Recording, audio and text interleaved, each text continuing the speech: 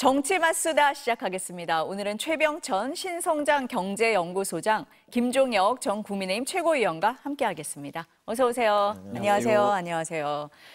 도이치모터스 주가 조작, 공청 개입, 통일교 금품 수수 혐의 등으로 구속 기소된 김건희 씨의 첫 재판이 잠시 뒤인 오후 2시 10분부터 서울중앙지법에서 열립니다. 전직 대통령 부인이 재판에 넘겨진 건 헌정사상 처음입니다. 재판부가 언론의 법정 촬영을 허락하면서 법정 피고인석에 앉은 김건희 씨 모습이 전 국민에게 공개될 예정입니다. 김 씨는 오후 1시 45분쯤 법원에 도착한 걸로 전해졌습니다. 관련 영상 아직까지는 들어오지 않았는데요. 들어오는 대로 시청자 여러분들께 보여드리도록 하겠습니다. 먼저 전직 대통령 부부가 동시에 재판을 받는 상황이 됐습니다. 소장님, 어떻게 보고 계세요? 지금 김건희 전 여사 같은 경우는 건도 되게 많아요. 한 18건 가까이가 지금 혐의가 되고 있는데요.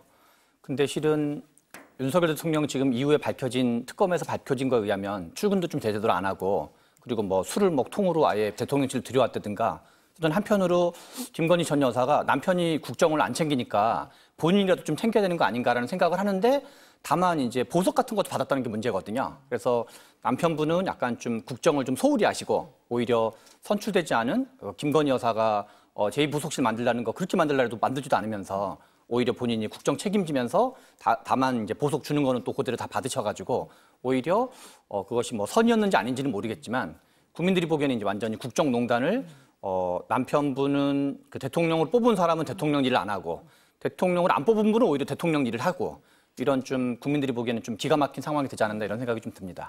아니, 비판을 하시는 분들은 뭐 정치 공동체다, 권력 공동체다 이런 얘기를 했는데, 소장님은 오히려 우리가 일각에서 얘기했던 V 제로가 김건희 씨였다라는 말이 증명이 되는 거 아니냐 이런 말씀이세요? 그렇죠. 지금? 그렇기도 하고, 네.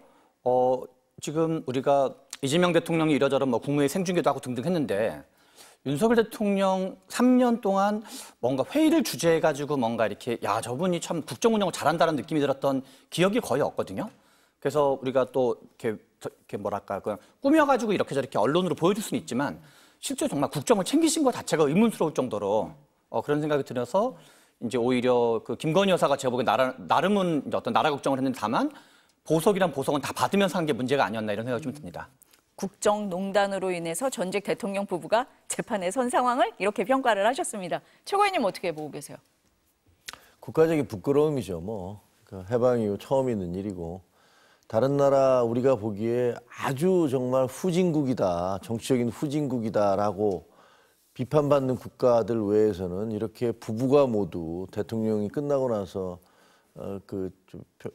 재판정에 서거나 하는 일이 없잖아요. 남미하고 동남아에서 일부 국가들, 아프리카에서 일부 있는 그런 들인데, 대한민국 같은 경우는 해방 이후에 70여 년 동안 정말 전 세계가 부러워하는 놀라운 경제 성장을 이룬 국가고, 또 문화적으로도 이제는 K컬처가 전 세계를 호령할 정도로 굉장히 자부심이 강한 그런 나라잖아요. 그런데 그런 나라에서 대통령이 비상계엄이라는 OECD 국가에서는 도저히 상상할 수 없는 이런 일을 저질러서 재판을 받고 있고, 그 부인은 또 그 혐의 내용이 뇌물수수에다 공천 개입에다가 그다음에 무슨 양평 같은 거 보면 배임에 이게 뭐지라는 생각이 들 정도로 전방위에 걸쳐서 그 국정을 개입을 하고, 그럼 도대체 누가 대통령이었어? 이런 생각이 들 정도의 그런 일들이 많이 있었잖아요. 그래서 사실은 따지고 보면 이게 여야를 떠나서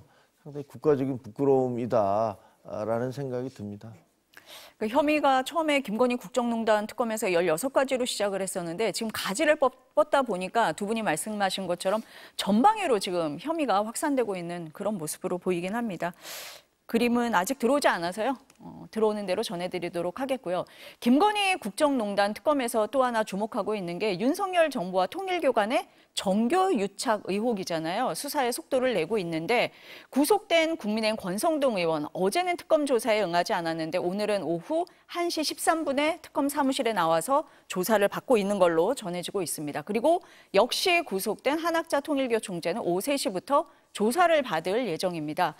특검은 통일교에서 건네진 금품이 한 총재 승인 아래 이루어졌다, 이렇게 보고 있고, 이 최종 청탁 대상은 윤 전 대통령이다, 이렇게 의심을 하고 있습니다. 이렇게 그림을 그려보면 20대 대선 과정 전반으로 좀 수사가 확대될 여지, 가능성 좀 보이고 있거든요. 어떻게 보세요, 소장님? 일단 지금 당시에 홍준표 후보랑 그다음에 이제 윤석열 후보가 둘이 이제 되게 박빙 경선이었던 걸로 기억을 하거든요. 박빙 경선이었는데 지금 통일교라든가 이런 분들이 들어왔던 게 2022년에 그 대선 국면, 그다음에 지방선거 국면, 당대표 선거 이렇게 세 개의 개입했다라고 좀 특검이 의심을 하고 있거든요. 그래서 실은 제가 보기에는 제일 억울한 분이 어떻게 보면 홍준표 전 의원을 봐야 되고, 그러니까 좀 여러 가지 메시지를 좀 내고 있는 거고, 제가 보기에 어떻게 보면 메시지를 낼 자격이 있는 분이라고 생각이 들어요. 분명히 이제 통일교가 개입이 어느 정도까지는 좀 더 수사가 밝혀져야 되겠지만, 그러니까 개입을 한 게 사실이라면 가장 최대 피해자 중에 한 명이 실은 이제 홍준표 당시 전 후보로 볼 수가 있거든요. 그래서 제가 대충 보니까 바로 직전 대선에 국민의힘이 스스로 밝힌 당권자 숫자가 80만 명이었어요.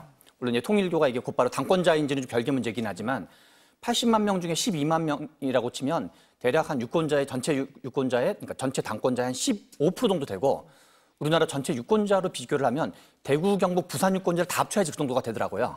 그러니까 실은 물론 이제 이건 아직 뭐 세부적으로 밝혀진 건 아니기 때문에, 그러니까 실은 국민의힘 여러 가지 중요한 선거들, 대선, 지방선거, 당대표 선거에 결정적 영향을 미쳤을 가능성이 많기 때문에 저는 이거는 어떤 우리가 알고 있는 자유민주주의라는 거에 아주 근간에는 정당 정치가 있는 거고, 정당이 어느 정도 민주적으로 작동을 해야 되는 걸 전제로 하고 있는데, 저는 국민의힘이 부정선거 음모당에서 부정선거 실천당으로 좀 의심을 받고 있다. 당내에서 부정선거를 한 거로 볼 수 있는 여지가 있거든요. 이게 뭐 이 종교가 좀 개입한 것 자체는 명백한 걸로 보여지는 거고, 그리고 한학자 총재가 여러 가지 언행에서 이제 뭔가 우리와 뜻을 같이 하는 사람이 당선돼야 된다든가 등등 밝힌 적이 있기 때문에, 다만 이것이 이제 그러면 국민의힘이라든가 아니면 한국의 어떤 그 제일 수권 가능한 보수 정당이라는 차원에서 또 되게 중요한 어떤 한국 민주주의의 근간을 이루는 문제이기 때문에 제대로 조사가 벌어지고 국민의힘 역시도 좀 자체적으로 제대로 조사할 필요가 있는 거 아닌가, 이런 생각이 듭니다. 소장님 지금 보시기에 국민의힘 권성동 의원과 한학자 총재가 구속이 됐는데, 이 구속이 된 게 돈을 주고 받았기 때문이 아니라 국민의힘 전반으로 또 이 대선 과정 전반으로 좀 들여다볼 부분이 있다, 이렇게 보시는 거네요, 지금? 저는 전반 문제는 좀 약간 별개인 것 같아요. 왜냐하면 일단 현재 밝혀진 거는 통일교와 권성동 또는 이제 김건희 여사 등등 이런 관계이기 때문에, 다만 전당대회나 대선 과정에서 선거에 개입을 영향을 했느냐. 미쳤을 개연성은 있는 거죠. 어떻게 보세요, 최고위원님? 일본하고 우리하고는 이제 좀 비슷하잖아요. 그러니까 일본의 통일교 신도들이 또 굉장히 많다고 그래요. 그래서 이제 일본에서는 지금 그 법원에 의해서 통일교 해산 명령 같은 것까지 내려졌더라고요. 근데 그 아베 총리가 암살당할 때 그 암살범이 하는 얘기가, 우리 엄마가 모든 재산을 다 통일교에 갖다 바치고 가정이 풍비박산 났는데 자민당이 그거를 비호해주고 있다, 뭐 이런 취지 아니었습니까? 그러니까 일본에서도 통일교는 권력과 유착을 해서 뭔가 자기들의 어떤 교세를 확장하거나 그다음에 이득을 얻으려고 했던 거고, 거기에 이제 그렇다면 정치인들에 대해서 상당 부분 이제 뭐 향응을 제공하거나 정치자금을 주거나 했겠죠. 근데 그런 것들이 이제 일본에서뿐만이 아니라 대한민국에서도 벌어졌구나라는 것들을 의심하게 해요. 그리고 그 방법은 신도들을 가입을 시켜서 그 당대표 경선이라든가 대선 후보 경선에 영향을 미치게 함으로써 자기들이 그 어떤 힘을 과시하고 그거를 통해서 보수 정당으로부터 그 반대급부를 받아내려고 한 것이 아닌가라고 의심이 가고 있는 거죠. 그래서 그 부분은 뭐 일본에서도 지금 수사가 진행되고 있고 재판이 진행되고 있고, 그다음에 우리나라에서도 저기에 지금 한학자 씨가 이제 구속이 돼 버렸기 때문에 저 부분이 이제 진행될 거라고 보여져요. 일본 언론 같은 경우는 뭐 난리도 아니랍니다. 일면 톱으로 쓰고, 그다음에 NHK가 구속될 때 새벽에 뭐 생중계를 하고 뭐 이렇게 했다고 하니까 그게 얼마나 큰 파장을 불러일으키는지 알 것 같아요. 근데 저것도 계속 진행되면 우리 대한민국에서도 과연 통일교가 얼마나 정치권에 영향력을 행사하려고 했느냐, 얼마나 많은 정치인들을 오염시키고 그다음에 그 정당 자체를 좌지우지하려고 했느냐라는 것들이 이제 조금씩 드러나지 않을까 싶습니다. 두 분이 말씀을 하실 때 좀 나온 내용이긴 한데, 특검이 국민의힘 당원 명부를 압수수색했잖아요. 그리고 통일교 신도로 추정되는 11만 명 정도를 출연했다. 여기까지 나왔습니다. 근데 이제 국민의힘에서는 뭐 입당 시기도 봐야 되고 투표권을 가지고 있는 권리당원이 얼마나 되는지도 봐야 한다라고 얘기를 했지만 장동혁 대표가 특정 종교가 부당하게 연결된 내용은 없다라고 얘기를 하면서 종교의 자유다라고 했어요.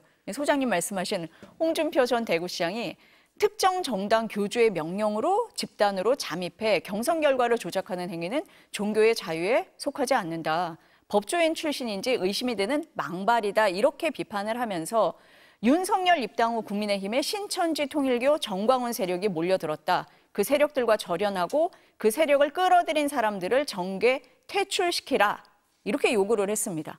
양쪽 얘기 어떻게 보고 계세요? 저는 우리 홍준표 전 대구시장과 의견이 뭐 같을 때도 아닐 때도인데 네. 이번이야말로 좀 맞는 말씀을 하신 게 아닌가. 같은 의견이세요? 그 같은 생각이 들고 네. 그리고 실제로 아마 그 윤석열 대통령이 12.3 계엄을 한 이후로 우리가 많이 들었던 게 실은 뭐 정광훈 씨라든가 종교인들을 중심으로 한 특히 뭐 기독교 쪽 일부를 중심으로 한 집회 얘기들 많이 맞고 그다음에 이제 어떤 윤석열 대통령을 뭐 지킨다든가 그래서 또는 뭐 계엄이 정당화되든가 이런 거를 많이 했는데 그게 일단은 국민들이 보기에 그 자체가 좀 부당하기도 하고 그리고 실은 어떤 시위를 하거나 집회를 하는 것까지는 말 그대로 제가 보기에는 이제 정치, 사상, 표현의 자유, 집회의 자유로 발휘되는데 그것을 수뇌부가 돈을 거래하면서 대규모로 입당을 시켜가지고 하는 거는 이거는 이제 부정선거가 되는 거죠. 당내 선거가 부정선거가 되는 거거든요. 그냥 여러 가지 뭐 어떤 뭐 적극적으로 홍보하거나 당세를 확장하거나 이거랑은 좀 구분할 필요가 있는 거죠. 그런 점에서 일단 좀 부정선거 의심이 가는 면이 있고 이게 이제 과연 그러면 보수에게도 바람직한 건지 문제가 좀 있지 않나 이런 생각이 좀 듭니다. 소장님 지금 말씀하시는 중에 화면이 들어오고 있는데요. 조금 전 서울중앙지법의 모습입니다. 앞서서 저희가 말씀을 드렸지만 김건희 씨의 첫 재판이 오늘 서울중앙지법에서 열리고 있거든요. 2시 10분에 시작을 한다 이렇게 얘기가 됐는데 아마 그 전에 들어온 그림으로 추정이 됩니다. 김건희 씨가 피고인석에 앉아있는 모습까지는 언론의 촬영을 허가하겠다라고 했는데 입장하는 모습이 보이고 있습니다. 평상시하고 비슷한 복장으로 왔네요. 특검 조사 때도 보면은 안에 흰 셔츠에 검은색 정장을 입고 대부분 출석을 했었는데 오늘도 비슷한 모습으로 입장을 했습니다. 지금 모습은 서울중앙지법 모습을 보고 계시고요. 재판정에 들어와서 앉는 모습까지 보셨습니다. 미결수기 때문에 사복을 입고 법정에 들어올 수 있거든요. 그래서 지금 이런 모습으로 들어왔습니다. 최고위원님 어떻게 보세요? 이런 화면. 뭐 아까 말씀드렸지만 이게 뭐 국가적인 부끄러움이잖아요. 그리고 그 죄의 어떤 내용 자체도 그 죄질이 굉장히 안 좋잖아요. 사실이라고 한다면 이게 전방위로 국정을 개입했다라는 그런 의혹이 있는 거고 그리고 그렇다면 남편은 도대체 뭐 하고 있었냐, 대통령은 뭐 하고 있었던 거냐 이런 얘기가 당연히 따라 나올 수밖에 없는 거기 때문에 상당히 뭐 국민들로서는 그 뭐랄까 신뢰를 배반당한 듯한 그런 느낌을 받을 거고 뭐 보수 일부 극우 세력을 제외하고는 아마 정상적이고 합리적인 보수 성향의 그 국민들도 다 비슷할 거라고 생각을 합니다. 근데 뭐 김건희 씨 눈빛이 지금 이렇게 쳐다보는 거 보니까 뭐 아프다고 그러더니 눈빛이 뭐 형용한 걸로 봐서는 건강에 큰 문제는 없는 거 아닌가 뭐 이런 생각이 드네요. 아까 지금 말씀하신 것 중에서 홍준표 의원 이제 그 홍준표 전 대표 말씀하신 거 있잖아요. 네. 근데 장동혁 대표가 종교의 자유를 얘기하시는 건 좀 핀트가 안 맞는 것 같아요. 종교의 자유라는 것은 종교가 범죄를 저지를 자유를 인정해 주는 건 아니잖아요. JMS 정명석 씨가 종교의 자유를 막 외치면 그 사람이 성폭행한 게 정당화될 수도 없는 거고 예를 들면 그 통일교가 저런 식으로 국정에 개입을 한다라든가 사람들에게 정치자금, 불법 정치자금을 줘서 영향력을 미치려고 하는 것이 종교의 자유의 이름으로 용인될 수도 없는 거 아닙니까? 그 재밌는 거는요. 일본 같은 경우는 그 공산당도 있는 나라잖아요. 그러니까 거의 완벽한 민주주의가 있는데 그 나라에서 통일교에 대해서 해산 명령을 내리고 이렇게 얘기하는 것은 그 나라가 민주주의가 아니어서 종교를 탄압하려고 그런 거겠습니까? 그러니까 그렇게 얘기하는 것은 뭐 적절치 않다. 앞서서 말씀을 하셨지만 장동혁 대표와 홍준표 전 대구시장이 이제 다른 의견을 얘기를 하고 있는 거고 지금 시청자 여러분들께서 보고 계신 화면은 조금 전 서울중앙지법의 모습입니다. 저희가 화면이 들어오는 대로 지금 전해드리고 있기 때문에 조금 고르지 못한 점 양해를 부탁드리겠습니다. 이 장면 소장님은 어떻게 보셨습니까? 지금 김건희 씨 들어오는 모습 어떻게 보셨어요? 저는 이제 한편으로 예. 그 뭐 앞에서 이제 어떤 국가적인 비극이라는 얘기는 해주셨는데 바로 전에 박근혜 전 대통령 국정농단으로 나라가 한번 시끄러웠고 어떻게 보면 이제 보수가 초토화되는 걸 한번 봤었잖아요. 그래서 이제 윤석열 전 대통령이 검사 시절에 나름 이제 어떤 강골 검사라 그럴까 그런 거의 이미지를 보여주면서 이제 국민들에서 이제 부분적으로 어떤 좋게 평가해줬던 사람들이 있는 건데 이게 바로 전에 그 박근혜 대통령 과정에서 그 국정농단이라든 이런 걸 다 지켜봤던 사람들이 그렇게 대통령이 돼서도 정말 약간 무사안일로 3년 내내 그렇게 좀 해야 될 일을 안 하고 그리고 또 이제 뭔가 이러저런 뭐랄까 선물들도 그 정말 한두 개 받은 게 아닌 상태에서 이런 걸 하는 게 정말 이렇게 정상적으로 생각해도 너무 좀 이해가 안 가는 그런 생각이 좀 많이 듭니다. 네, 지금 보고 계신 화면은요. 조금 전 서울중앙지법의 모습인데요. 김건희 씨의 첫 재판이 오늘 서울중앙지법에서 2시 10분부터 열리고 있습니다. 재판부에서 그 법정 내 촬영을 허가를 하면서 김건희 씨가 피고인석에 앉는 장면까지만 전 국민에게 보여드리는 그런 모습을 지금 보고 계십니다. 윤석열 대통령 얘기를 소장님이 하셔서 윤 전 대통령이 재판에도 안 나오고 특검 수사에도 안 나왔습니다. 그런데 갑자기 26일 시작되는 체포영장 집행 방해 혐의 재판에는 출석을 하겠다 이렇게 얘기를 했어요. 그러면서 내란 특검이 요청을 하면 구치소 방문 조사에도 응하겠다 이렇게 얘기를 했어요. 윤 전 대통령 보석을 청구를 했습니다. 법원이 모레 신문하겠다고 했어요. 의도가 좀 보이는 것 같은데요. 그러니까 지금 예. 그 방문 조사를 하라는 얘기가 마치 본인이 그동안 하셨던 게 좀 정당한 것처럼 내가 가지는 못하지만 니네가 오면은 좀 할 수 있는 것처럼 얘기하는 것 자체도 좀 부적절하고 현직 대통령이었으면 뭔가 이렇게 최소한 국민에 대한 예의라든가 또는 이제 뭐 지지자에 대한 예의라든가 이런 게 있어야 되는데 그냥 소위 말하는 약간 백제라 비슷하게 그동안 나오시다가 그리고 뭔가 검찰이 강압하게 한 것처럼 화면 공개 얘기도 실은 나오다가 이제 오히려 화면 공개한다 그러니까 또 화면 공개하면 안 된다고 또 얘기를 하고 있고 앞뒤가 안 맞는 얘기를 계속 하고 있어가지고 좀 잘 뭐랄까 이렇게 12.3 이후부터 하는 일련의 행위 전부가 어떻게 보면 좀 안 좋은 의미에서 좀 일관성이 있다고 그럴까요? 국민들을 계속 실망시켜준다는 의미에서. 네. 그 보석이 허가될 것 같으세요? 보석이 뭐 허가될 가능성은 되게 낮다고 봐야 되겠죠. 사안의 중대성이라든가 여러 가지 고려해서 봤을 때도. 네, 지금 이 화면은 최고위님 지금 열심히 보고 계신데 조금 전 서울중앙지법의 모습을 보고 계십니다. 그 김건희 씨의 첫 재판이 오늘 서울중앙지법에서 2시 10분부터 열리고 있고요. 법원이 이 법정 내 촬영을 허가를 하면서 지금 이 모습을 보고 계신 겁니다. 그런데 저희가 재판 전 과정을 볼 수 있는 건 아니고 재판부에서 허락을 한 건 김건희 씨가 피고인석에 앉는 모습까지만 허가를 했습니다. 그래서 저희가 그 모습까지만 조금 전에 보여드렸습니다. 재판장이 뭐라고 말씀하시는 것 같은데 잘 들리지가 않아서 네. 아마 나름대로는 왜 촬영을 허가를 했는지 이 재판을 어떤 식으로 진행하겠다든지 뭐 이런 것들을 얘기하시는 것 같은데 그래서 그거 들으려고 지금 열심히 듣고 계셨던 거예요? 이불을 이렇게 모아하는데 이불 봐서는 무슨 말씀하는지 모르겠어요. 사실 부하수를 할 수 있어야지 입모양만 보고. 윤석열 전 대통령 첫 재판을 우리가 생각을 해보면 그때는 재판부가 허락을 안 했잖아요. 허가를 안 해서 그때 볼 수가 없었고 그래서 비판 여론이 컸습니다. 그랬더니 두 번째 재판 때 허락을 한 상황인데 오늘은 보면 처음부터 허가를 했어요. 이유가 뭐라고 보세요, 수장님? 실은 이게 워낙 좀 국민적 관심사고 지정된 장소에서 한번 들어볼까요? 법단 위에서 촬영 등 행위를 하셔서는 아니 됩니다. 마지막으로 촬영 등 행위로 소란케 하셔서도 아니 됩니다. 그 외 일반적인 사항에 대해서는 공고 담당 판사님이나 담당 직원분으로부터 들으셨을 것이라 생각합니다. 그럼 2025 고합 1223호 사건 공판 절차 진행하도록 하겠습니다. 피고인 들어오시라고 하시죠.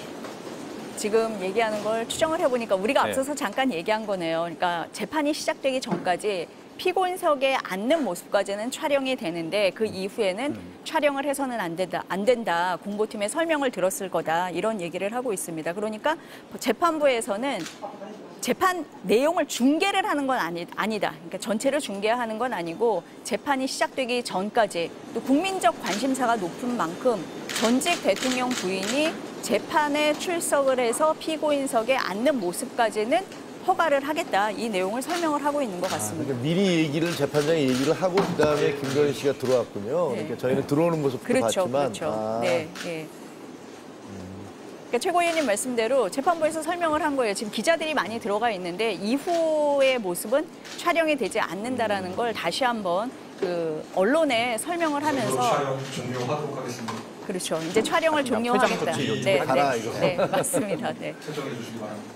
어떻습니까? 윤석열 전 대통령 첫 재판은 공개를 안 해서 비판 여론이 높았고 이번에는 첫 재판부터 지금 공개를 한 그런 상황이거든요. 저거는 세계적인 네. 재판이기 때문에 저는 공개돼야 된다고 생각을 해요. 그 국민들이 알 권리가 충족돼야 되잖아요. 그리고 이게 뭐 그냥 사건이 아니잖아요. 대통령 같은 경우는 전 대통령이 직접 비상계엄을 그 불법적인 비상계엄을 감행을 함으로써 그 OECD 국가 중에서 그런 비상계엄을 한 나라 하나도 없잖아요. 그래서 전 세계에서 뭐 굉장히 큰 충격과 경악을 줬던 그런 사건이기 때문에 좌우, 여야 이런 거 따질 거 없다고 생각합니다. 왜냐하면 다시는 이런 비상계엄 같은 불행한 사태가 벌어지면 안 되잖아요. 그렇다면 왜 이런 일들이 벌어졌고 그 과정에서 누가 그것을 막으려고 애썼고 누가 거기에 동조했고 이런 부분들이 다 밝혀져야 그래야지 우리가 이런 불행한 사태가 다시 되풀이되는 걸 막을 수 있다고 보기 때문에 재판은 중개돼야 되는 것이 맞다. 저는 그렇게 생각을 합니다. 소장님께 앞서서 질문 드렸던 내용인데 윤 전 대통령이 재판, 뭐 특검 조사 하나도 응하지 않다가 갑자기 26일에 나오겠다고 하는 거잖아요. 뭐 너무 민망한 얘기죠. 그러니까 속이 보이는 얘기고. 그러니까 갑작스럽게 협조적인 태도를 보이면서 내가 이렇게 협조적이니까 나 보석해줘도 되잖아 라고 얘기하는 거 그런 분위기나 주장을 하려고 하는 것 같으세요. 그런데 그게 먹혀들겠습니까? 그러니까 별로 이렇게 설득력은 없어 보입니다. 그러면은 법원에서 보석 허가는 하지 않을 것 같다 이렇게 보세요? 보석을 글쎄요. 보석을 상상하기가 좀 어렵잖아요. 그 지금 그 무기 아니면 사형에 해당하는 그런 혐의를 받고 있고 그리고 또 재판정에서 그 부하 군인들이 나와서 대통령이 했던 것이 다 거짓말이다. 그러면서 다 진술을 하고 있는데 그 와중에 당사자가 그렇다고 해서 내가 잘못했다. 내가 실질적으로 그 지시를 했다라고 그 인정도 하지 않았지 않습니까? 다 자기들이 알아서 한 건데 왜 내가 책임져야 되냐. 이렇게 얘기를 하고 있는 분을 보석으로 풀어줘서 그럼 지난번에 지기현 판사가 뭐 날짜가 아니라 시간으로 계산을 해서 그 풀어주는 바람에 나라가 한번 뒤집어진 적이 있잖아요. 지금까지도 그 후유증이 계속되고 있고 야당은 그걸 빌미로 삼아서 조희대 대법원장 물러가라 탄핵하겠다 뭐 이런 얘기까지 물론 이게 인과관계가 전혀 없는 얘기긴 합니다만 그런 얘기까지 하고 있는 마당에 보석을 허용해줘서 저분이 밖에서 활보하게 한다. 그 윤석열 전 대통령이 활보하게 하고 또 아크로비스타 그 주변이 뭐 극우들이라는 분들이 다 몰려 들어가서 윤호개인을 외치는 그런 상황을 만들어낸다. 그거 상상할 수 있겠습니까? 두 분 다 보시기에 보석 허가는 쉽지 않다 이렇게 보고 계시는 실은 이제 거예요. 구속을 허용했던 취지가 있었잖아요. 어떤 증거 인멸이라든가 그다음에 실은 소위 말하는 약간 말맞추기라든가 아니면 뭐 회유 협박이라든가 그래서 지금 특검이 진행 중인데 윤석열 전 대통령이 나가서 이러저런 영향력을 행사할 여지가 충분하기 때문에 보석을 허가할 가능성은 현저히 낮지 않나 이렇게 생각이 듭니다. 26일 뭐 재판에도 나온다고 하고 보석 신문에는 직접 출석을 한다고 하니까요. 결과는 지켜보겠습니다. 지금 최고위원님이 잠깐 언급하신 조희대 대법원장 얘기로 좀 넘어가 보겠습니다. 더불어민주당에서 사퇴 공세가 계속되고 있습니다. 오늘 아침 정청래 대표의 발언부터 들어보시겠습니다. 우리 국민들은 헌법유린, 삼권분립 훼손, 부정비리, 국정농단, 내란 사태 등 불의한 대통령들을 다 쫓아냈습니다. 대법원장이 뭐라고 이렇게 호들갑입니까? 추미애 법사위원장을 비롯한 법사위원들께서는 열심히 해주시기 바랍니다. 진짜 삼권분립을 망가뜨린 사람은 삼권분립 최후에 보루해야 할 조희대 대법원장의 대선 개입 의혹입니다. 어제만 해도 추미애 법사위원장이 당 지도부와 사전 협의 없이 조희대 대법원장 청문회를 의결했다라고 전해지면서 논란이 일었는데 오늘 정 대표의 얘기를 들어보면 좀 힘을 실어주는 모양새인데요? 그 지금 당 지도부에서는 뭔가 조희대 대법원장이 지난 대선에 이제 너무 빨리 2심에서 30으로 넘어갈 때 이제 많은 사람이 예상을 깨고 그리고 또 이제 법원 내부에서도 비판적 목소리가 많이 나왔었는데요. 그걸 가지고 계속 대선을 개입한 게 아닌가라는 이제 의혹을 제기하면서 의혹 제기보다는 좀 더 이제 강도 높은 수준으로 이제 비판을 하고 실은 이제 뭐 청문회 얘기라든가 그다음에 이제 뭐 회동서율 최근에 제기한다든가 등등을 하는데 저는 이제 이게 우리가 그 노무현 대통령 시절에 그 수도 이전 관련돼서 그때 이제 관습헌법이라는 게 등장한 적 있잖아요. 그래서 그때 아마 많은 국민들도 그때는 이제 헌법재판소였었지만 야, 너무 황당무계한 판결이다. 그리고 정치적으로 편향돼 있다. 그래서 그걸 정치적 편향을 비판하는 수준인 거랑 근데 지금 이런 대법원이 대법원은 원래 3심을 하는 곳인데 시기를 너무 과도하게 단축시켰다는 건데 이것만 가지고 약간 뭐 심증은 있을 수 있지만 이런 게 이제 물증이 있는 게 아니기 때문에 이걸 가지고 이제 사퇴 공세라는 건 제가 보기엔 조금 약간 과한 접근이 아닌가. 그래서 심정적으로 이해가 안 가는 바는 아니지만 지금 하고 있는 수위가 과연 적절한 건지는 좀 약간 견해가 다를 수 있을 것 같습니다. 최고위원님 어떻게 들으셨어요? 아니, 그러니까 지금 정청래 민주당 당대표는 본인이 80년대에 미 대사관저 점거했을 때 운동권 학생이라고 자신을 착각하시는 것 같아요. 아니, 표현이 이게 어떻게 그 당대표가 할 수 있는 얘기입니까? 대법원장이 뭐라고. 그리고 어저께 밤 11시에 올리신 그 페북에 올린 거 보면 이승만도 쫓아내고 뭐 누구도 쫓아내고 대통령들도 다 쫓아냈는데 대법원장이 뭐라고 이렇게 얘기를 하고 계세요. 그럼 국민들이 그게 과거에만 해당되겠습니까? 정청래가 뭐라고, 이재명이 뭐라고. 아니, 국민들이 이렇게 얘기하면 되겠습니까? 그러니까 저런 식으로 어떻게 저렇게 거칠고 폭력적인 말을 대법원장이 뭐냐고? 대법원장이 뭐죠? 우리 사법부 시스템을 대표하시는 분이잖아요. 그 대통령이 뭡니까? 대통령이 대한민국을 대표하니까 뭐죠? 아니, 그런 분들을 뭐라고? 그럼 국회의장은 뭐라고? 당대표는 말도 안 되는 거죠. 그럼 당대표는 뭐라고? 이렇게 얘기하시는 거는 정말로 이게 정치 지도자로서 할 수 있는 얘기인지가 의심스럽고요. 또 하나, 지금 민주당에서 저러는 거 그냥 뻔히 속이 보이는 거 아닙니까? 아니, 지금 조희대 대법원장에 대해서 사자회동 서류를 제기를 해서 그게 말도 안 된다라는 것들이 확인되고 있잖아요. 전혀 터무니없는 주장을 했었다. 마치 청담동 술자리처럼 시즌2다. 이래서 이 공격을 받고 있으니까 저분들이 저렇게 논점을 바꾸기 위해서 그러니까 거기에 대해서 사람들이 관심이 막 쏠리면서 야, 니들 빨리 증거 내놔. 뭐야. 이렇게 되니까 아예 판을 확 바꿔버리는 거예요. 뒤집어버리는 거예요. 그러니까 말도 안 되는 탄핵 그리고 청문회 이런 얘기를 하니까 지금 보세요. 우리도 지금 얘기가 과거에 그 얘기가 아니고 이 얘기로 다 와 있잖아요. 야, 청문회 어떻게 되는 거야? 탄핵 어떻게 되는 거야?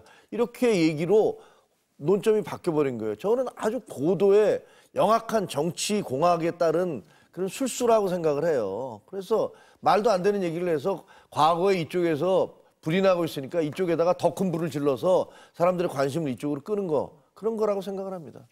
지금 최고위원님 탄핵 말씀을 하셨는데 조희대 대법원장이 청문회에 나오지 않으면 민주당에서는 탄핵한다라는 얘기가 일부 의원들 사이에서 나오고 있습니다. 그리고 김용민 의원은 대법원장과 판검사에 대한 공수처 수사 범위를 모든 범죄로 확대하는 공수처법 개정안도 냈습니다. 네. 어떻게 보세요, 그럼? 그냥 완전히 1960년대 중국의 문화혁명 당시에 홍위병들처럼 행동을 하고 계세요. 우리 정당에 있는 지도자들이 국회의원들이 그러고 계신 것 같아요. 아니, 그 대법원장을 탄핵을 하겠다고 청문회 부르는 것도 뭐 마찬가지지만 처음이지만 그걸 탄핵을 하겠다 그러면 그 헌법재판소에서 탄핵이 이루어집니까? 그 대한민국 헌법재판소가 아무리 사법부가 엉망진창이라고 해도 제가 보기엔 대한민국 입법부보다는 훨씬 낫습니다. 민주당보다 훨씬 낫습니다. 그리고 그 헌법재판소에서는 8대 0으로 만장일치. 윤석열 대통령이 임명한 그런 판사들조차도 8대 0 그리고 5개 사항이었으니까 결과적으로 40대 0의 만장일치 탄핵 판결을 내린 곳이에요. 그런데 그리고 또 그 이전에 수많은 사람들에 대해서 30건 가까이 탄핵을 했지 않습니까? 그중에서 인용된 게 한 건이라도 있습니까? 아무것도 안 됐어요. 근데 이제는 본인들이 권력을 갖고 있다고 그 대법원장도 탄핵. 이제 앞으로 눈에 거슬리는 사람은 다 탄핵일 것 같아요. 장관, 무슨 뭐 판사, 대법원장, 검사, 우리 눈에 걸리기만 하면 다 탄핵이다. 아니 이게 무슨 여기가 민주당 공화국입니까? 이거는 너무나 말도 안 되는 얘기를 하고 있어서 진짜로 민주주의에 대해서 어떤 생각을 하고 계신지. 그리고 또 하나는 우상호 그 정무수석은 뭐라고 그랬어요? 9월 16일 날 열흘도 안 됐죠. 대법원장에 대한 그런 탄핵 그런 얘기는 없습니다. 그리고 정제된 얘기로 말씀드리는데 앞으로도 없습니다. 이 얘기했습니다. 그 얘기한 지 며칠 됐습니까? 근데 당에서는 저렇게 나오고 있어요. 이게 대통령실과 당이 아주 심각한 무슨 마찰이 있나? 그래서 서로 지금 충돌하고 있는 건가? 아니면 이게 그냥 서로 짜고 치는 건가? 뭔지를 모르겠어요. 근데 어쨌든 정상은 아니에요. 뭐 당론으로 아직 나온 건 아니고 일부 의원들이 제기를 하고 있는 뭐 그런 상태긴 합니다. 어떻게 들으셨어요, 수장님? 방금 말씀하신 거랑 좀 이제 저는 같은 생각인데요. 어느 당이나 이제 매파, 비둘기파가 있기 마련이고 뭐 강경파, 온건파가 있기 마련인데 좀 뭔가 이제 좀 센 얘기 하시는 분들의 목소리가 좀 더 많이 있는 거고 저는 그 당 지도부 차원에서 어떤 당론으로 실제로 대법원장에 대한 탄핵 추진할 가능성 현저히 낮다. 그래서 그냥 당의 여러 가지 목소리 중에서 좀 뭔가 이렇게 좀 목소리가 센 어떤 이제 강한 목소리를 내는 그런 분들의 목소리로 봐야 되고 다만 우리가 좀 주의할 거는 문재인 정부 때도 이제 핵심 아젠다 중에 하나가 검찰 개혁이었는데 당시 검찰 개혁이 크게 이제 두 가지 견해가 있었던 것 같아요. 하나는 이건 제도 개혁을 해야지 뭐 수사권과 기소권 분리 문제라든가 제도 개혁으로 그 국민들에게 물어보면 국민들은 대체로 제도 개혁으로서의 검찰 개혁은 지지하는 여론이 높았거든요. 근데 뭔가 이게 어떤 특정인에 대한 어떤 호불호 문제처럼 어떤 검찰총장이 마음에 안 든다든가 뭐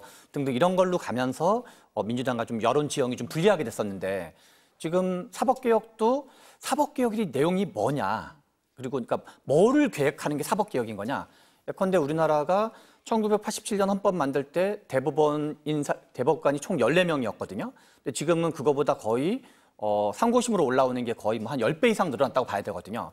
그러면 실은 과거에 이제 국민의힘 계열의 의원들도 대법관 숫자는 늘릴 필요가 있다라는 게 이명박 정부 때도 법안 올라오고 그런 적이 있었어요. 이게 단지 그냥 민주당이나 진보만의 문제가 아니라 대법관 수가 적정히 어느 정도냐. 그리고 실은 독일, 프랑스 뭐 이런 나라랑 비교하면 우리나라 대법관 숫자가 적다라는 얘기도 많이 있거든요. 그래서 저는 사법개혁의 내용이 그 내용을 좀 분명히 해서 제도개혁 중심으로 사법개혁을 얘기해야지 국민들로부터 뭔가 이제 토론이 되거나 아니면 박수 받을 수도 있고 아니면 찬반의 공론화가 될 수 있는데 이게 약간 특정인에 대한 호불호, 뭐 지기현 판사라든가 조희대 그 대법원장이 지난 대선 과정에서 비판받은 건 사실인데 너무 민주당이 과도하게 어떤 액션을 취하면 오히려 면죄부를 주고 이 사람들이 오히려 권위를 세워주는 어떤 또는 이제 어떤 뭐랄까 반격의 기회 또는 부활의 기회라 그럴까요?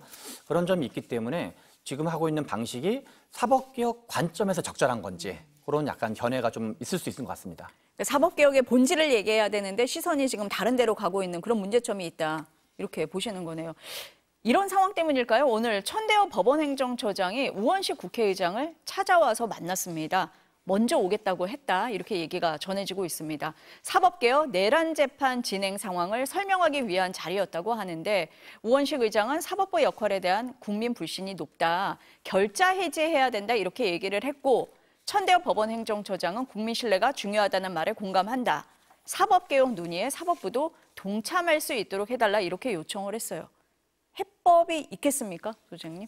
아니 실은 저는 이제 일단 민주당에서 사법개혁 내용이 뭔지를 좀 정리하는 게 중요하고 그리고 그중에서도 제도적인 해법을 좀 일단 우선적으로 생각하는 게 맞는 것 같다. 그래서 그 과정에 필요해서 여러 가지 뭐 문제를 일으켰던 사람한테 문제 제기할 건 문제 제기한다든가 아니면 필요한 어떤 그 과정에서 뭐 청문회를 하든 뭐 하든 할 수는 있는데 지금은 이게 한편으로는 대법원 증언 논란이 가다가 근데 지금은 그냥 이렇게 특정인 몇 명에 대한 공격이 사법개혁처럼 되고 있는 측면이 있는데 그거를 뭔가 이렇게 지난 대선에서 국민적 명분을 가지고 비판하는 또는 법원 내부에서 비판하거나 아니면 이제 언론이 비판하고 이런 거는 괜찮은데 특히나 이제 집권 여당이 됐거든요. 그래서 야당이랑 또 다른 상태이기 때문에 그렇게 당에서 오히려 집권 여당에서 공격하는 거는 저는 집권 여당이 예컨대 대법원장 사퇴하라 그래서 사퇴하면 이게 민주주의에 좋은 건지도 좀 의문이거든요.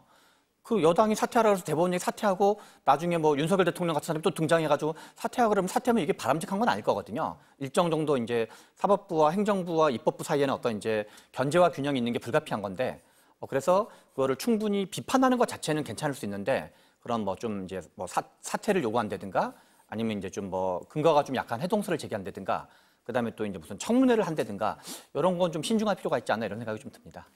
오늘 이 만남은 어떻게 보세요?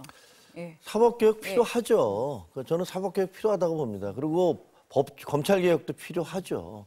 근데 제가 그 비판하는 민주당 안에 대해서 비판하는 것은 그런 공적 명분을 내세워서 사적 보복이나 사적 가치를 구현하려고 하는 거 아니냐라는 의구심이 들기 때문이에요. 왜냐하면요. 자, 그 사법개혁에 무엇을 위한 사법개혁이냐라고 얘기하면 모든 국민이 공정하고 신속하고 그리고 평등한 재판을 받을 권리 이것을 구현해 주는 게 사법개혁일 거예요. 그게 제대로 안 되고 있다. 그런데 그렇게 따지면요. 과거 조국 재판 얼마 걸렸습니까? 5년 걸리지 않았습니까? 조국 재판, 윤미향 재판, 그리고 심지어는 이재명 대통령 그때 민주당 대표 재판 얼마나 질질질질 끌었습니까? 아니, 자기들은 그렇게 재판을 질질질질 끌어서 그러면서 임기가 다 끝날 때까지 국회의원 임기 다 끝나서 할 거 다 하고 나서 그다음에 판결 나오면 그게 무슨 의미가 있겠습니까? 그리고 그 와중에서 사실 이재명 대통령도 만약에 재판이 먼저 치러졌다면 어떤 일이 벌어졌을 줄 알 수 없는 거 아닙니까? 그럼 그런 것들에 대해서는 아무 얘기도 안 하다가 우리한테 유리한 거는 괜찮고 그다음에 우리한테 불리한 거에 대해서는 개혁하자 이렇게 얘기하면은 그게 국민들에게 설득력이 있겠냐고요. 그래서 사법부가 여러 가지 문제가 있는 건 맞습니다. 저도 그렇게 생각을 해요. 그리고 지금 저렇게 막 압력이 들어오니까 입법부에 찾아와서 사법부 하자, 개혁하자 이런 데 동참하겠다라고 얘기하는 것도 구차해 보여요. 그 이전부터 했어야죠. 그러면서 만약에 정치권에 안 한다면 본인들도 그걸 하자고 계속 더 강력하게 얘기를 했어야 되는데 그걸 잘못한 것은 인정을 한다 하더라도 지금 민주당에서 얘기하는 무슨 개혁을 내세워서 하고 있는 검찰개혁도 그렇고 사법개혁도 그렇고 언론개혁도 그렇고 하면 그 개혁이란 것들의 진정한 의미를 구현하려고 하는 건지 아니면 본인들의 이해관계를 관철하려고 하는 건지 거기에 대한 의구심이 있다 이렇게 생각합니다. 사법개혁 필요성에 대해서는 모두가 공감을 하고 있다. 그런데 앞서 소장님 말씀하신 것처럼 목소리 큰 사람과 또 온건파가 있는데 아무래도 좀 강경파 목소리가 더 많이 부각이 되는 것 같다라고 말씀을 하셨어요. 근데 그걸 지방선거하고 연결시켜서 보는 그런 해석도 많던데요. 어떻습니까? 네, 지금 그 법사위에서 한번 논란이 있었죠. 간사라는 게 아마 87년 민주화 이후에 그 각 당의 간사는 각 당에서 결정하는 걸 좀 이제 인정을 하는 거였었거든요. 그런데 이제 국민의힘에서 그 나경원 의원을 간사로 했는데 그거를 표결을 붙여서 그래서 이제 찾아봐도 대한민국 이 87년 이후 최초의 표결이더라고요. 간사를 전체 이제 상임위원 전원이 표결한 것 자체가 최초일이어서 이게 부결돼가지고 또 이제 다시 하지도 못하고 또 이제 국민의힘 입장에서는 또 그걸 그대로 수용하기도 어려운 상황이 됐을 것 같은데 그래서 지금 이제 나경원 의원과 그다음에 추미애 의원 사이에 추나 대전이라는 형태로 법사위에 있는 분들이 마치 이제 경기도지사 선거가 됐건 특히 이제 경기도지사 얘기를 많이 하고 있죠. 서울에는 이제 오세훈 서울시장이 있으니까 그래서 이렇게 법사위가 마치 경기도지사 예비 선거 운동 공간인 것처럼 그런 게 좀 작동이 되고 있는데 워낙 다양한 분들이 지금 출마 의사를 밝히고 있고 또 아직 좀 많이 남아 있기 때문에 지방선거는 그러나 추미애 나경원 두 분에게는 남는 장사인 것 같아요. 이게 사실이든 아니든 언급되는 것 자체가 본인들은 손해보지 않는 약간 주목도 효과라 그럴까요? 그런 게 있기 때문에 그런 걸 계산하고 하시는지까지는 잘 모르겠지만 아무튼 일정한 정도의 관심사를 서울시장과 경기도지사가 아무래도 가장 큰 선거이기 때문에 내년 지방선거 관련돼서 추나대전 얘기는 상당 부분 좀 더 나오게 되지 않을까 싶습니다. 그게 근데 그분들이 그 이익인지는 잘 모르겠어요. 물론 극렬 지지층들 사이에서는 추다르크다, 잔다르크다, 무슨 나다르크다 이렇게 얘기하지만 그냥 상식적인 국민들 사이에서는 국민 밉상으로 점점 더 등극하고 있다. 이런 얘기들이 나오는 것도 사실이에요. 왜냐하면 지금 나경원 의원이 얘기했던 초선 가만히 있어! 라고 얘기하면서 그렇게 소리 지르는 것들을 보면서 저분 뭘 얘기하는 거지? 이렇게 생각하고 아니 추미애 법사위원장은 윤석열 오빠한테 좋냐? 이게 도대체 말이 되는 소리입니까? 아니 왜 그 공적인 자리에서 그런 사적인 무슨 오빠 동생이 왜 나옵니까 거기? 그게 법사위원장 입에서 나올 수 있는 얘기예요. 그래서 저는 그걸 보면서 저분들이 자기 극렬 지지자층들한테는 아마 일부 득이 되는지 모르겠지만 일반적인 국민 여론으로 볼 때는 저분들은 굉장한 마이너스를 받고 있는 거고 또 장기적으로 볼 때도 저분들에 대한 호감도라든가 이런 것들이 좋아질 수가 없을 거예요. 소장님이 말씀하시는 부분은 아마 이제 공천을 받기 위해서는 당원들의 지지를 그렇죠, 받아야 그거죠. 되니까 관심을 받는 측면이 있다라고 보시는 것 같고, 그런데 정작 선거에 나갔을 때 중도층이 지지를 하겠느냐, 이 관점에서는 좀 생각을 해봐야 된다라는 저는 게 짤로 만들어서 반대편 저거 다 돌릴 것 같아요. 근데 이제 네. 그 선거에서 중요한 것 중에 하나가 네. 인지도가 깡패다라는 표현이 있거든요. 그리고 우리가 이제 대통령 선거가 있고 총선이 있고 지방선거가 있으면 상대적으로 지방선거가 투표율이 가장 낮아요. 맞아요. 투표율이 낮은 경우는 상대적으로 정치 고관여층이 비중이 좀 더 커지거든요. 대통령 선거가 70% 후반이고 총선이 한 60% 후반 정도 되고 이제 보통 그 지방선거 같은 경우는 50% 중반에서 많이 나오면 60% 초반 정도 나오는 게 일반적인데, 그런 것까지를 고려하면 이 두 분이 지금 하는 게 적절한지와 별개로 유불리 관점에 생각하면 제가 보기에는 좀 유리한 점이 더 많을 수 있을 것 같다는 생각이 좀 듭니다. 왜냐하면 인지도가 깡패이기 때문에 다른 분들이 뭐 했는지 잘 알기가 어렵거든요. 소장님 말씀 들으니까 법사위가 한동안 계속 시끄러울 것 그렇죠. 같아요. 그럴 소지가 매우 이런 생각이 높다고 듭니다. 예. 조금 조용한 법사위도 기대를 해보겠습니다. 다음 얘기 한번 넘어가 보겠습니다. 이재명 대통령이 오늘 새벽에 유엔 총회에서 기조연설을 했습니다. 주요 내용 함께 보시겠습니다. 내란의 어둠에 맞서 대한민국 국민들이 이뤄낸 빛의 혁명은 유엔 정신의 빛나는 성취를 보여준 역사적 현장이었습니다. END를 중심으로 한 포괄적인 대화로 한반도에서의 적대와 대결의 시대를 종식하고 평화 공존과 공동 성장의 새 시대를 열어가야 합니다.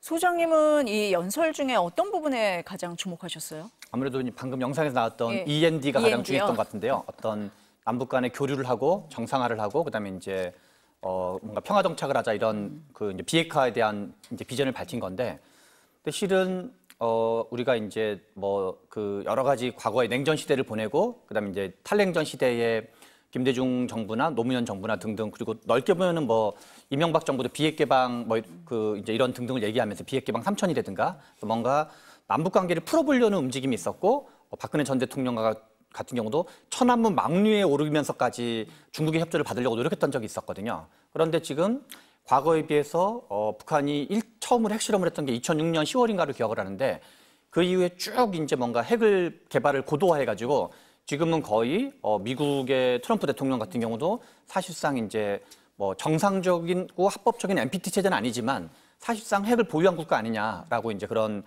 말을 나올 정도인데, 우리가 북한을 무슨 무력으로 공격해가지고 핵을 비핵화시킬 그런 정책 수단을 갖고 있지 않기 때문에, 그리고 북한 한 나라만의 문제가 아니라 중국, 러시아가 연동된 문제거든요. 그런 것까지를 했을 때 어느 게 우리나라 국익에 바람직한 건지, 저는 그런 점에서 한반도의 평화를 정착하는 것 자체가 우리나라 국익에 바람직한 면이 있기 때문에 북한 핵 문제를 지금 일정한 정도 수준으로 왔지만 우리가 비핵화라는 목표를 포기하진 않되 현실적으로 계속 뭔가 으르렁 거리는 게 바람직한 건지. 그래서 냉전 시절에도 레이건 대통령도 뭐 그 소련 지도자도 만나고 중국 지도자들도 만나고 이런 걸 했었거든요. 그리고 이제 김대중 전 대통령도 적대적인 관계도 계속 만났었는데, 그런 것처럼 저는 이제 북한과의 관계를 우리가 어떤 식으로 풀어나갈 건지라는 점에서 여러 가지 뭐 토론의 여지가 있겠지만, 이재명 대통령이 그 북한이 사실상의 핵 개발이 됐다고 우리가 평가받는 시점에 이런 입장을 낸 것 자체는 좋은 좀 어떤 의미 있는 발언이 아닌가 이런 생각이 좀 듭니다. 현실적인 대안이다 이렇게 보시는 거고, 어떤 점에 주목하셨어요? 전혀 현실적이지 않죠. 현실적이지 제가 않습니까? 보기에는. 왜냐하면 저런 얘기 다 모든 대통령이 했습니다. 근데 우리가 교류를 하거나 정상화를 하거나 디뉴클라이제이션, 그러니까 비핵화를 하자는 거, 그거 얼마나 계속 얘기해 왔습니까? 근데 이거 칼자루 우리가 쥐고 있습니까? 북한이 쥐고 있잖아요. 우리가 아무리 저렇게 저는 이해는 돼요. 그렇다고 해서 대통령이 거기 가서 우리 싸우겠다 이렇게 얘기할 수는 없잖아요. 그러니까 좋게 얘기하시는 거는 충분히 이해가 되지만, 근데 저게 북한이 받아들일 가능성은 거의 제로에 가까운 거잖아요, 지금. 저 북한에서는 군축 협상하자. 그리고 남한은 다 빠져, 니들은. 우리가 미국하고 1대1로 군축 협상해서 핵무기 하나 없앨 때마다 돈 얼마씩 받겠어. 지금 이러는 거 아닙니까? 그리고 보나마나 저거 지금 그 트럼프가 협상을 하면 돈은 우리한테 내라고 그럴 거예요. 돈은 나만 니네가 내. 왜? 핵무기 니네 땅에서 없어지는 거니까. 그렇게 얘기해서 생색은 자기가 내고, 그러면서 나는 노벨 평화상 받겠다. 뭐 이렇게 나오겠죠. 그러니까 그 답답한 심정에서 저런 말씀을 하시는 건 이해가 되지만 저게 과연 북한에서 김정은이 저걸 받아들일 가능성이 있느냐. 현재로서는 제로죠 뭐. 그리고 우리 두 개의 완전히 다른 국가고 적대적인 두 개의 국가다. 핵무기는 우리 헌법에 그 들어가 있기 때문에 절대로 없을 수 없다. 이렇게 얘기하고 있잖아요. 안타까운 심정입니다. 우리나라가 소련과 수교했던 게 90년이고 중국과 수교했던 게 92년이었거든요.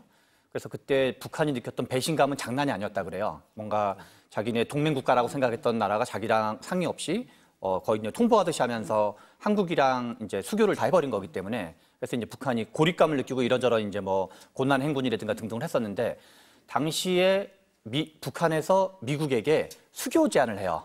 그래서 수교 제안을 해가지고 미국에서 당시 노태우 정부였는데 노태우 정부한테 의향을 물어봐요. 야, 북한에서 우리한테 수교 제안이 들어오는데 그럼 어떻게 했으면 좋겠냐 할 때 그때 노태우 정부가 밝혔던 입장은 뭐였냐면 쟤네 금방 망할 거니까 수교 같은 거 뭐하러 하냐 망하게 냅둬라 라고 했다는 거거든요. 이제 이 얘기를 뭐 김종인 씨 같은 경우도 여러 차례 하시고 여러 가지 이제 외교에 있는 분들도 이런 얘기를 많이 하시는데 만약 그때 수교를 했더라면 북한이 핵 개발하는 일은 좀 없었을 확률도 높고 그리고 어떤 한반도의 평화라든가 그다음에 북한 역시도 약간 중국식 개혁 개방이라 그럴까요? 뭐 경제 특구를 만든다든가 이런 방식으로. 그래서 저는 앞에서 말씀하신 것처럼 당연히 북한 입장에서는 협상의 지렛대를 높이기 위해서 군축 협상 같은 걸 제안할 텐데 실은 저는 지금이라도 북미 수교가 이루어지거나 북일 수교가 이루어지는 거는 북한이 어떤 경제 체제, 세계 경제 체제로 그러니까 끌려 들어오는 효과가 있고 당연히 문재인 정부 때 김정은 그 전 국방위원장이 여러 차례 우리나라 오면서도 했던 게 경제 개발에 대한 욕구는 당연히 있을 수밖에 없거든요. 그래서 지금 뭐랄까 핵을 협상 무기로 삼아서 경제적으로 성장하고 싶은 게 본인들의 관심사일 거기 때문에 저는 여러 가지 이런 교류를 통해서 북한이야 당연히 이제 남쪽 정부, 대한민국 정부를 이제 자기네 협상력을 높이기 위해서도 무시하는 여러 가지 언행을 하지만 우리나라 입장에서는 그 북한과 계속 접촉을 갖고 그다음에 북미 수교라든가 북일 수교라든가 이런 것도 우리가 이제 북한, 미국, 일본과 교류를 계속하면서 그런 식이 될 수 있으면 저는 한반도 평화 체제에는 부분적으로 진도를 많이 나가는 거 아닌가 이런 생각이 좀 듭니다. 이 문제 관련해서 소장님을 다시 모셔야 될 것 네. 같습니다. 시간이 다 돼서 오늘 두 분 말씀은 여기까지 들어야 될 것 같습니다. 감사합니다.